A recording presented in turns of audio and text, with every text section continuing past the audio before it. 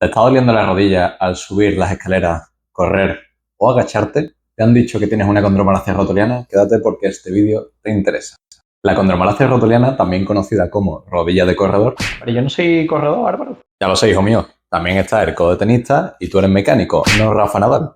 Como decía, la condromalacia es una alteración del cartílago rotuliano. Generalmente los cartílagos tienen una estructura lisa, son blanquitos, son resistentes, pero en condiciones patológicas nos lo podemos encontrar amarillento, blandito, edematoso y bastante hinchado. En circunstancias más avanzadas, a veces el cartílago se deslamina, es decir, como que se destruye un poco. Y cuando la patología es más grave, cuando la condromalacia está muy avanzada, es posible desarrollar una osteoartritis, donde el cartílago pierde su capacidad de regeneración. ¿Cómo? ¿Qué es eso de que el cartílago se autorrepara? Efectivamente, el cartílago se puede recuperar gracias a unas cosas que tenemos nosotros dentro de nuestro cuerpo que son muy buenas, que se llaman condrocitos. Los condrocitos salen y ayudan en la regeneración del cartílago. Eso en estadios iniciales, cuando el cartílago todavía no está destruido o la situación no es tan grave. Por lo que en este estadio sí que puede llegar a ser reversible y curar un proceso que puede llegar a una patología un poquito más chunga. Por eso es muy importante saber en qué estadio te encuentras exactamente para ver si la rehabilitación puede ayudarte a mejorar la actividad de esos condrocitos y que se repare el cartílago. Porque siento decirte que reposo y evitar que te agaches o evitar que las piernas se doblen a 90 grados, como me dijeron a mí en su día, no es una opción. Para los que estéis un poquito más perdidos, vamos a decir dónde está el cartílago rotuliano y más o menos qué síntomas podemos sufrir en esta zona. La articulación de la rodilla está compuesta por un par de cositas. Uno, la articulación patelofemoral, la que se forma entre el fémur y la rodilla, la rótula, la patela, depende de dónde vivas, y otra la femorotibial, la articulación que se forma entre el fémur y la tibia. En esta zona nos encontramos tres lesiones muy frecuentes. La primera de todas es el síndrome de la compresión lateral rotuliana, que ya hablaremos en otro vídeo de ella. La segunda, la osteoartritis. Y la tercera, la condromalacia rotuliana, que es de lo que va este vídeo. ¿Cuáles son los síntomas más frecuentes que nos encontramos cuando tenemos una condromalacia rotuliana o tenemos sospecha de que tenemos una condromalacia rotuliana? Bien, pues principalmente nos vamos a encontrar con un dolor muy central en la zona de la patela, en la rótula, que se va a agravar sobre todo cuando subimos las escaleras, cuando echamos a correr, cuando nos agachamos en cuclillas, es decir, cuando doblamos las rodillas más de 90 grados, también cuando bajamos las escaleras y nos dejamos las rodillas atrás y a veces cuando llevamos mucho rato sentados con las piernas encogidas y empieza a aparecer un dolorcito que va aumentando en intensidad conforme va pasando el tiempo. ¿Cuál es el problema? ¿Y por qué os he comentado las otras dos lesiones aparte de la condromalacia rotuliana? Porque estos síntomas se comparten también con las otras dos. Entonces es muy normal que una condromalacia rotuliana sea diagnosticada sin que haya realmente un proceso de degeneración del cartílago. Por lo que si simplemente por vuestros síntomas os dicen eso es una condromalacia rotuliana, no te agaches, no te sientes, no subas la escalera, no dejas de hacer lo que hace un humano al uso, si os dicen eso, empezar a sospechar de que por ahí no van los tiros, porque para diagnosticar una condromalacia rotuliana normalmente necesitamos una prueba de imagen como una resonancia magnética, no una radiografía donde solo aparece tejido óseo, y no una ecografía porque con la ecografía no podemos ver lo que hay detrás del hueso. Necesitamos una resonancia que nos indique cómo se encuentra el estado del cartílago. Hay muchas maniobras de test, hay muchos test ortopédicos que nos dicen cómo se encuentra, en qué estado está la rodilla, pero son test que ya os hemos comentado anteriormente en muchos otros vídeos.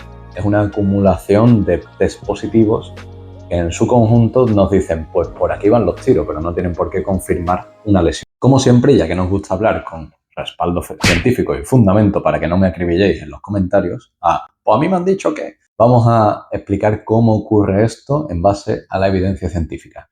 Y si te está gustando el contenido de este vídeo y no estás suscrito, te voy a pedir que pulses el botoncito que ves aquí abajo y que lo compartas con alguien que le pueda interesar. Bien, vamos a ver cómo ocurre esto. Lo primero que tenemos que comprender es que la pérdida del cartílago, es decir, un deslaminado del cartílago, un envejecimiento del cartílago es algo muy normal y se tiene que entender como normal si entendemos que las arrugas en la piel aparecen conforme vamos envejeciendo, si entendemos que la artrosis aparece como algo normal también conforme vamos envejeciendo.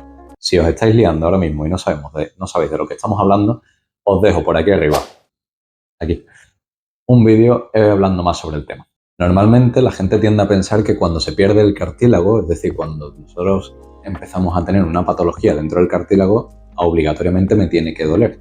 Y siento decirte, bueno, siento no, es una alegría decirte que no es así, no es del todo así. Se ha visto que en varios estudios nos dicen que no hay una relación directa entre sufrir un dolor y que haya una compatibilidad de esos síntomas con una prueba de imagen, es decir, se coge a dos personas, una que tiene una condromalacia rotuliana con desgaste de cartílago y otra que tiene una condromalacia rotuliana con desgaste de cartílago, se les hace una resonancia y a uno se confirma el diagnóstico y a uno le duele y al otro no le duele. Entonces, ¿por qué ocurre esto? Porque simplemente hay un desgaste normal del tejido. En una persona tiende a desarrollar una patología porque ha llegado a tocar el hueso subcondral que tiene terminaciones nerviosas y sí que dan lugar a síntomas, porque hay una debilidad muscular muy importante, porque su estilo de vida, el estrés, la nutrición, el sueño, las cosas que interfieren de forma externa en nuestra patología están influyendo para que aparezca un dolor, ¿vale? Recordad que el cartílago no tiene fibras nerviosas, entonces no es lógico pensar que un cartílago solo y exclusivamente pueda provocar daño. Igual que hay gente a la que tiene artrosis y se entera porque se lo dicen en una prueba de imagen, pero a ellos no les duele nada. Y otras personas que tienen artrosis les duele muchísimo todo. La diferencia suele estar en la estabilidad muscular y en cómo nosotros controlamos los factores que influyen, los factores psicoemocionales y socioculturales que influyen en nuestra percepción del dolor. Lo más normal en estas ocasiones es echarle la culpa a la debilidad muscular. ¿Qué pasa? Que cuando hay un desbalance entre un músculo y otro, normalmente entre los vastos externos contra los vastos internos, o el recto anterior del cuádriceps, por ejemplo, suele haber una debilidad muscular, una hipotonía en la zona y hay un mayor rozamiento de la rótula con el fémur o con el cartílago, y entonces se va desgastando poquito a poco o se va creando una pequeña inflamación local que es la que ocasiona el daño.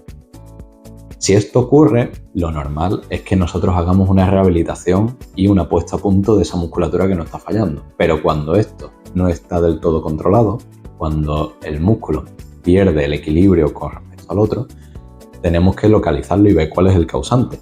Una vez que ya se ha hecho el desgaste y el daño, siempre podemos dar marcha atrás, pero es cierto que hay condromalacias rotulianas de grados altos donde ya el cartílago está bastante degenerado y bastante roto y ya no podemos volver atrás porque se desarrolla una osteoartritis y hay una inflamación constante de la zona ósea. Por muy fuerte que parece que tengamos el cuádriceps o las piernas, no significa que la musculatura funcione bien. Hay veces que estéticamente el músculo está ahí, pero hay veces que la debilidad de un solo grupo muscular en toda la zona provoca que haya un desequilibrio importante y aumenta el riesgo de que haya una afección en la rótula. Una vez que se ha entendido esto, en el siguiente vídeo me gustaría explicaros cómo vamos a fortalecer el cuádriceps o en el momento en el que haya ya daño femoropatelar, vamos a ver qué ejercicios podemos hacer para prevenir el dolor y intentar aliviar un poquito esos síntomas como una propuesta de ejercicios para la condromalacia rotuliana. Así que si quieres